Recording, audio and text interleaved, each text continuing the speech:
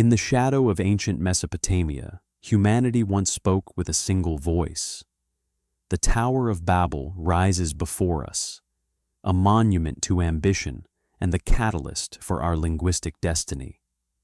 According to biblical tradition, this was the moment when one language became thousands, when unity fractured into beautiful chaos.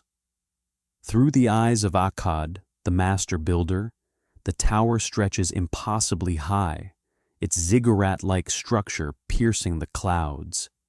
He watches his workers, men he's known for years, scramble across the terraced levels.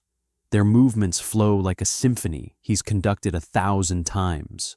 The rhythm of hammers, the cadence of commands, the shared understanding that needs no words.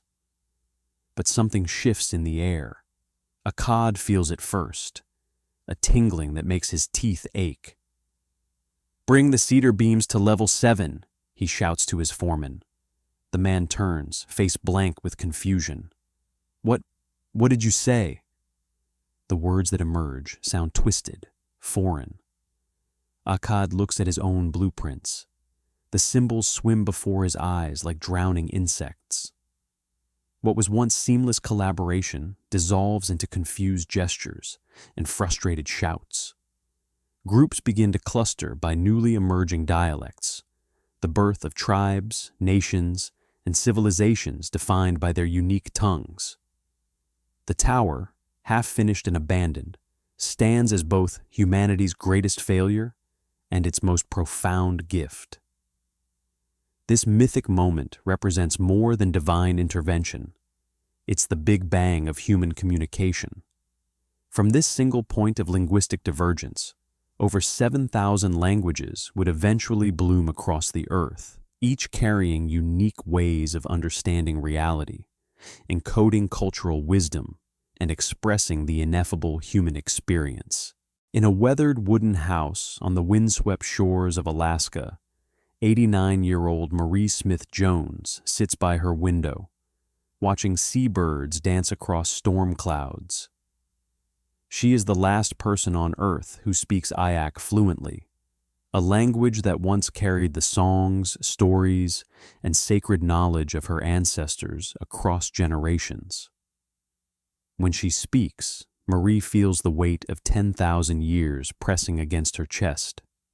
Yaket, the word for raven, emerges, but she knows no one else will ever say it quite this way again.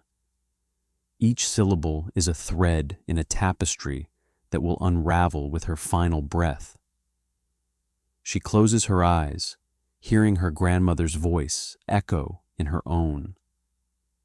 The linguistic researchers recording her sessions work frantically against time, knowing that every pause, every hesitation might be the last chance to capture something irreplaceable.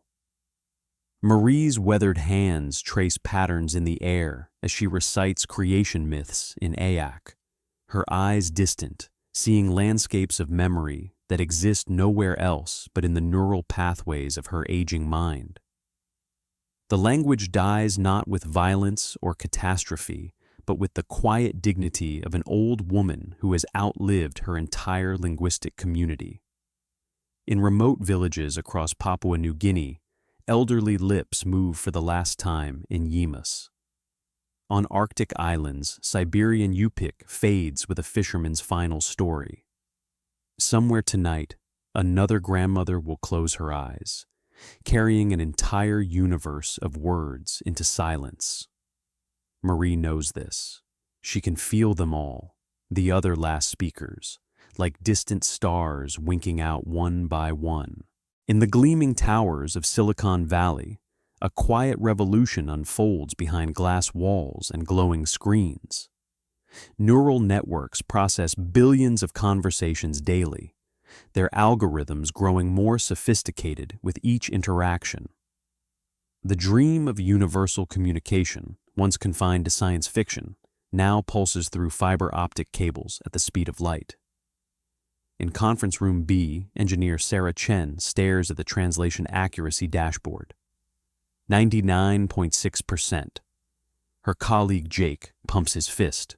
"We did it," but Sarah's stomach churns. The system just translated her grandmother's Taiwanese lullaby perfectly, too perfectly. It captured every emotional nuance except the one that mattered. The way Grandma's voice cracked on the word for moonlight, scarred by decades of being forbidden to speak her native tongue. Boardrooms echo with presentations about market penetration and adoption curves, while product managers track user engagement across continents. The technology promises to dissolve barriers that have divided humanity for millennia, offering instant understanding between strangers who share no common tongue. Yet beneath the polished presentations and venture capital excitement, a profound question emerges. What happens to the soul of language when meaning flows through silicon synapses? The translation engines learn faster than any human child, absorbing the collective linguistic wisdom of our species.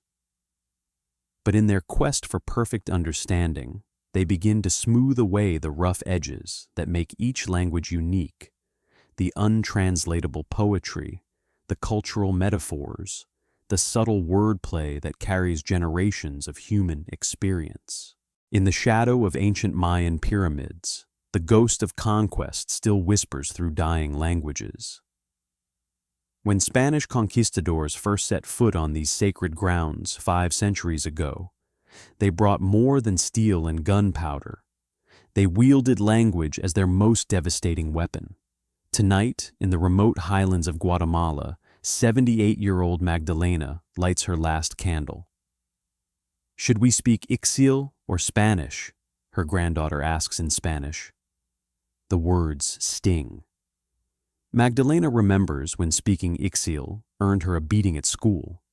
Now her granddaughter speaks it only in whispers, as if the conquistadors' ghosts still patrol these mountains. "Ixil," Magdalena whispers back. "Always Ixil in this house." Each conversation is an act of rebellion against linguistic colonization that continues to this day.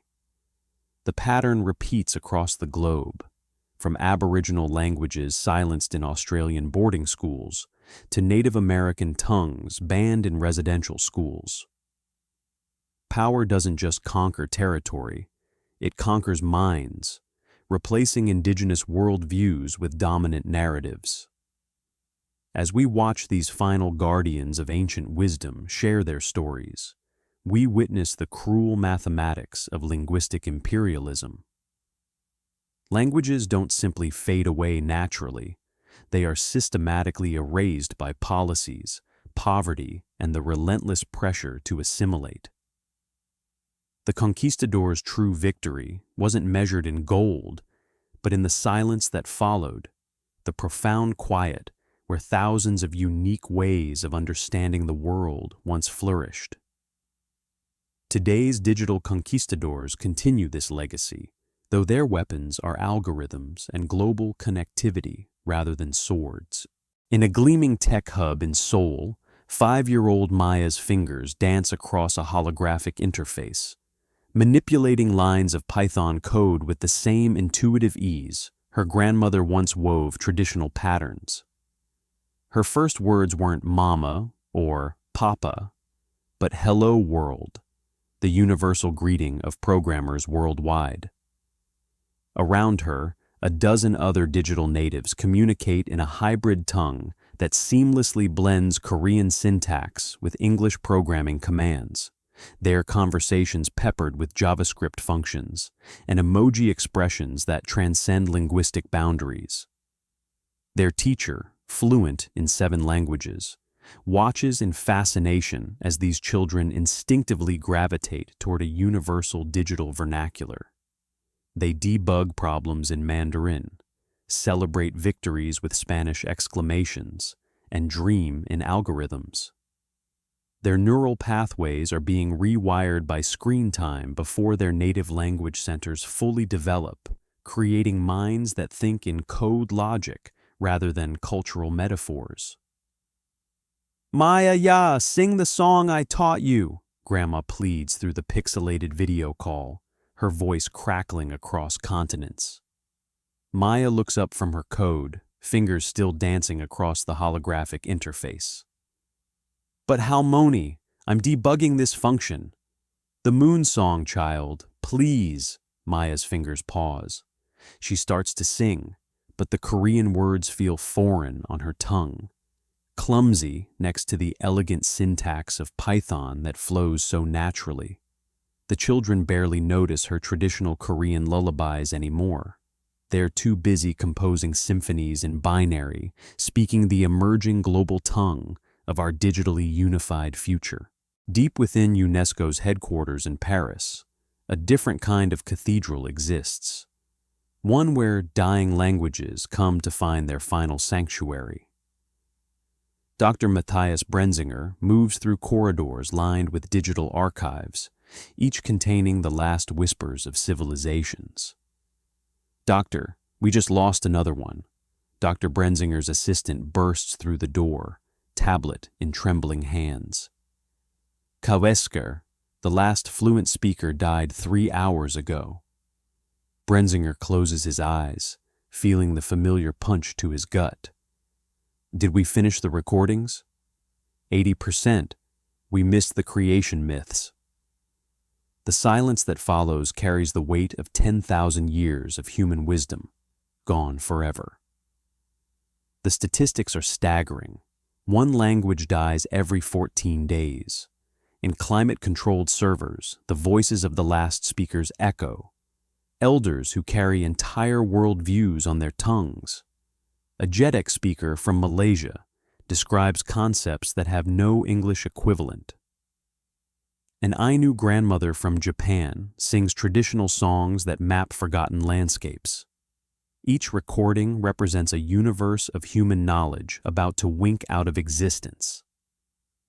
The UNESCO team works with desperate urgency, deploying linguists to remote villages where children no longer speak their ancestral tongues. They're creating digital time capsules, interactive databases where future generations might glimpse what was lost. Yet for every language they document, 3 more slip into silence. The race against time feels impossible, like trying to catch raindrops in a hurricane.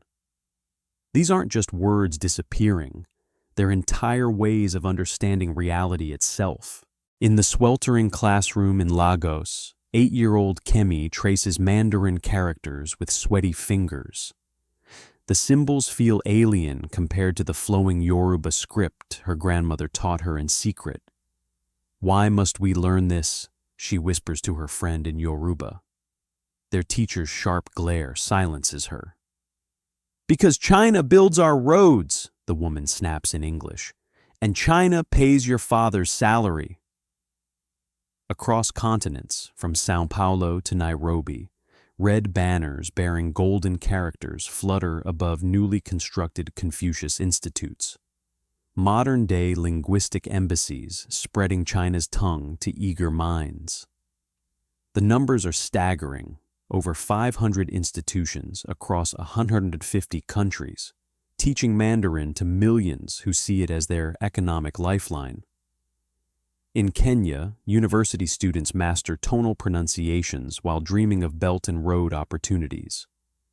In Chile, copper miners' children practice calligraphy, understanding that their future prosperity may depend on communicating with their nation's largest trading partner. This isn't mere education, it's linguistic colonization through economic necessity. As China's GDP rivals America's, its language follows the ancient pattern. Trade routes become word roots. Economic dominance breeds linguistic influence. Yet unlike English's gradual historical spread, Mandarin's expansion is deliberate, strategic, state-sponsored. In conference rooms from Jakarta to Johannesburg, business cards now bear dual scripts, and translators command premium fees. The question looms, are we witnessing the birth of the world's next lingua franca, or merely adding another layer to our already complex linguistic landscape? In a circular gathering under the vast Amazonian canopy, elderly voices weave through smoke-filtered sunlight, carrying words that hold the memory of vanishing worlds. Maria Shukuru's weathered hands tremble as she points to the copaiba tree. "This is Kupaim," she whispers in Shukuru. Her granddaughter Anna shifts impatiently. "Grandma, just tell me in Portuguese. I have a test tomorrow." The words hit Maria like a physical blow. 200 souls speak this language. Soon it will be 199. "Please, Anna, for me?" The girl sighs, but leans closer. Each syllable carries millennia of accumulated wisdom about the forest's healing properties, concepts that simply cannot be translated into dominant tongues. Across the globe, in the remote highlands of Papua New Guinea, teenage Dani speakers huddle around smartphones, creating TikTok videos in their ancestral language, a digital rebellion against linguistic extinction. Their phones capture traditional stories, transforming ancient oral traditions into viral content that reaches Dani diaspora worldwide. In the Arctic, Inuktitut speakers develop voice recognition software that understands 50 different words for snow conditions, each term precisely describing phenomena that could mean survival or death. These communities understand what linguists call the last speaker phenomenon, the moment when a language dies with its final fluent speaker. They've witnessed languages disappear like morning mist, taking with them unique ways of understanding reality. Yet their resistance is fierce and innovative, blending traditional wisdom with cutting-edge technology, fighting not just for words, but for entire worldviews. The server farm hums like a mechanical heartbeat, its thousands of drives spinning in synchronized rhythm. 24-year-old Priya codes in Bangalore, her fingers flying across keys that spell only English words, even though her dreams come in Tamil. The blue glow of her screen reflects in her tired eyes as she realizes she's thinking in Python now, not poetry. The internet, born from American universities and Silicon Valley ambition, carries English into every corner of human connection. What began as a technical necessity has become linguistic destiny. Across bustling internet cafes in Bangkok, coding boot camps in Sao Paulo, and startup incubators in Lagos, the same phenomenon emerges. English as the universal key to digital participation. Young programmers debug in English. Social media influencers court global audiences in English, and entrepreneurs pitch their dreams in English, not by imperial decree, but by digital necessity. The numbers tell a stark story. 60% of all websites speak English to a world where only 20% understand it natively. Translation algorithms work over time, but the original language of innovation remains dominant. In boardrooms from Tokyo to Stockholm, executives switch seamlessly between their mother tongues and the lingua franca of global commerce. Yet this digital empire operates differently than its historical predecessors. It spreads not through conquest, but through connection, not through force, but through opportunity. Every Wi-Fi password unlocks the same linguistic landscape. Every app download reinforces the same linguistic choice. The internet hasn't just connected the world, it has given it a common voice. In a dimly lit laboratory at the University of Cambridge, Dr. Elena Vasquez tastes copper in her mouth as she stares at the screen. The coffee beside her has grown cold hours ago. Red dots vanish with soft chimes, each sound marking a language's death. Her hands shake as she clicks on Kaweskar. Population 8. Yesterday, it was 9. The recording of Maria Cristina singing still loops in her headphones, but the woman's voice is just an echo now. The digital map before her shows red dots disappearing one by one, each representing a language that has lost its last native speaker in the past month. The acceleration is unprecedented, What once took generations now happens in mere weeks. Her colleague, Professor Chen Wei, adjusts his glasses as he reviews field recordings from the Amazon. The voices of the Kaweskar people echo through the speakers, their melodic tones carrying stories that will soon exist only in these digital archives. "We're not just losing words," he whispers, his voice heavy with the weight of extinction. "We're losing entire ways of thinking, of seeing the world." Across the globe, other linguists face the same heartbreaking reality. In Papua New Guinea, Dr. Sarah Mitchell races against time to document the last speaker of Jedek. In Alaska, indigenous communities struggle to keep Eyak alive. The scientists have become unwilling witnesses to humanity's greatest cultural genocide, not through violence, but through the inexorable tide of globalization. Every language that dies takes with it millennia of accumulated wisdom, unique concepts that cannot be translated, and irreplaceable perspectives on human existence. In the glass towers of multinational corporations, the future of human communication is being quietly engineered. In the 42nd floor conference room, Vice President Chen slams her palm on the glass table. "Cultural nuances are market inefficiencies," she declares to the global team on screen. Marketing Director João shifts uncomfortably in São Paulo. But in Portuguese, saudade has no English equivalent. "Then find one," Chen cuts him off. "Or we'll use the AI translator." The screens flicker. Somewhere, an algorithm prepares to murder untranslatable poetry. The corporate lexicon spreads like digital wildfire. Synergy, pivot, disruption, words that transcend borders faster than any government decree.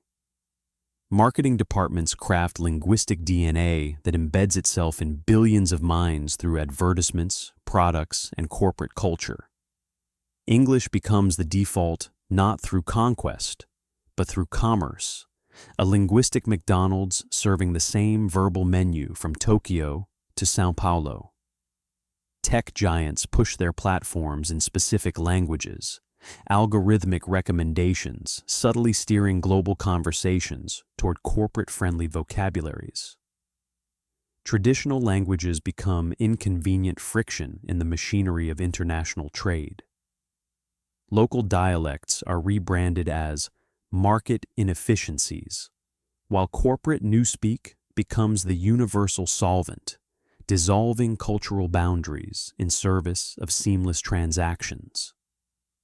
The boardroom has become humanity's new Tower of Babel, not reaching toward heaven, but toward quarterly profits, with shareholders as the new gods demanding linguistic uniformity. In the ethereal glow of quantum processors, humanity's greatest linguistic achievement hums with silent power. The neural network prophet, an AI system capable of real-time translation across all 7,000 human languages, processes millions of conversations simultaneously. Its crystalline neural pathways pulse with bioluminescent data streams, each node representing a different tongue, dialect, and cultural nuance. Dr. Elena Vasquez's finger hovers over the shutdown switch. On screen, the prophet translates a Quechua grandmother's lullaby into perfect Mandarin poetry. Too perfect. The algorithm has captured every emotional nuance, but stripped away the grandmother's slight stutter, the way her voice cracks on memories of her dead daughter. "It's beautiful," her assistant whispers. "It's not real," Elena whispers back. Her finger moves toward the switch. The prophet doesn't merely translate. It understands context, cultural subtext, and the unspoken meanings that make each language unique. Yet as its influence spreads through global communication networks, a troubling pattern emerges. Languages begin to homogenize, their distinctive features smoothing into algorithmic efficiency. The system's perfection becomes its curse. Why learn Swahili when the prophet speaks it for you? Why preserve endangered dialects when universal communication is instant? Dr. Vasquez realizes they've created both humanity's greatest bridge and its potential linguistic apocalypse. The prophet speaks every language, but in doing so, it may render them all obsolete. The question echoes through her mind. In connecting everyone, have they begun the process of making human linguistic diversity extinct? In a sterile laboratory bathed in blue light, Dr. Elena Vasquez carefully positions vintage recording equipment beside cutting-edge quantum processors. Her team works with the urgency of archaeologists racing against time, digitizing the final breaths of humanity's linguistic heritage. Each dying dialect becomes a constellation of data points, phonetic patterns, cultural context, emotional resonance, all encoded into crystalline storage matrices that gleam like digital amber. The last native speaker of Jedek, an 89-year-old grandmother from Malaysia, speaks softly into the neural interface, her weathered hands trembling as centuries of ancestral wisdom flows into the machine. Her words, once destined to die with her, now pulse with immortal light through fiber optic veins. Across the lab, holographic displays show languages transforming into pure information, Ainu folklore becoming algorithmic poetry, Yagan navigation songs converted to quantum frequencies. The Preservation Project represents humanity's final act of linguistic defiance. If we cannot save the speakers, we will at least save their voices. Yet as each language crystallizes into data, a haunting question emerges. Can digital immortality truly capture a culture's soul? Or are we merely building elaborate tombstones for the dead? The blue glow flickers, and somewhere in the quantum depths, 1,000 extinct tongues whisper in perfect, eternal silence. In a pristine classroom of 2035, 12-year-old Elena sits before her quantum learning interface, wrestling with French conjugations that feel increasingly obsolete. Around her, classmates tap neural implants that instantly translate any language into their native tongue. The irony isn't lost on Ms. Rodriguez, who remembers when speaking multiple languages was considered essential for global citizenship. Now she watches her students question why they need to learn what machines can do instantaneously. The classroom walls display real-time translations of news from Tokyo, São Paulo, and Lagos, all rendered in perfect English by AI systems that never sleep, never make mistakes, never carry the cultural weight of a grandmother's lullaby. Elena raises her trembling hand. The words that emerge surprise even her. Ms. Rodriguez, my neural implant can translate French faster than I can think it. Why are we still learning this? The classroom falls silent. Ms. Rodriguez feels her chest tighten. She remembers the day she fell in love with French poetry, words her students will never struggle to understand, never earn through tears and late nights. Because, she says quietly, love requires effort. The silence that follows carries the weight of millennia, the potential death of human linguistic diversity wrapped in the promise of perfect communication.